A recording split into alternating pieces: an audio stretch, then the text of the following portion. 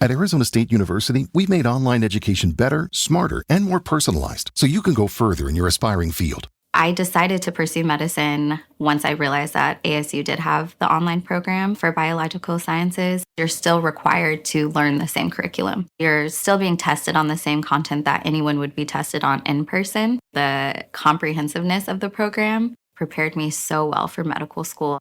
Explore over 350 plus programs at asuonline.asu.edu. Welcome back to 13 Nights of Macabre, a limited storytelling series presented by Macabre Mondays. This October, we're telling one story across 13 haunted nights. Tonight is night 11 of Threshold. Chapter 11, The Kept Hour. Midnight folds over the house like a blanket smoothed by a careful hand. Upstairs, the realtor's tour skips. The bulbs flicker and correct themselves in the wrong order. Lights lie. The baby monitor croons a melody I don't remember ever learning, and yet my mouth knows the next roll.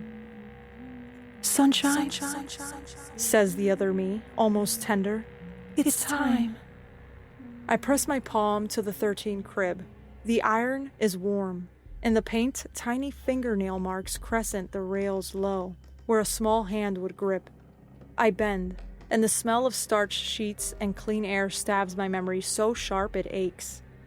Ask the hall, I say, because if there is a god in this place, it is the hall. What do you want? The crib answers with a single delicate rock, like a nod. The wardrobe door opens again and shows me another shelf, this one lined with mirrors. Little ones, hand mirrors with mother-of-pearl backs, oval mirrors with ribbons, a small rectangular mirror with a crack down the center like a lightning bolt. Mind the mirror, I whisper, but I reach for the cracked one anyway. The reflection splits me nearly into two women who both think they are me.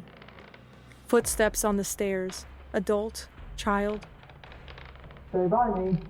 The realtor says in a voice that's trying to stay charming.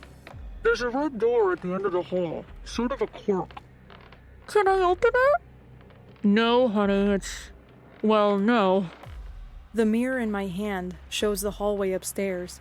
The red door is a bruise. The frames are turned inward in prayer. And there, the little girl, hair in a high ponytail, a tiny detective in light-up sneakers, gazing down the corridor like it's a carnival ride she's not tall enough for. The mirror's cracked glints. Keep to your side, I say again, to all of us. The house hears, keep, and warms. The ledger in my pocket, did I take it? When did I take it? Crinkles like paper being breathed on. I pull it free. 13 rules. The last is still blank. The ink used for the others glows faintly now, as if the words themselves are warm. Midnight keeps. But rules are agreements, and agreements can be changed. Return what you borrow, I say, and tip the 3 marbles, red, gold, black, into the open hand of the wardrobe. They disappear like swallowed pills. The room's temperature lifts by 1 degree, polite as a thank you card. Above me, the front hallway laughs a nervous laugh. Okay, we'll come back in the day. The realtor says too brightly.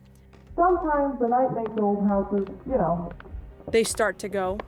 The red door, my red door, clicks. The sound is small enough that only a house would think it mattered. The little girl stops and looks back. She knows a dare when she hears one.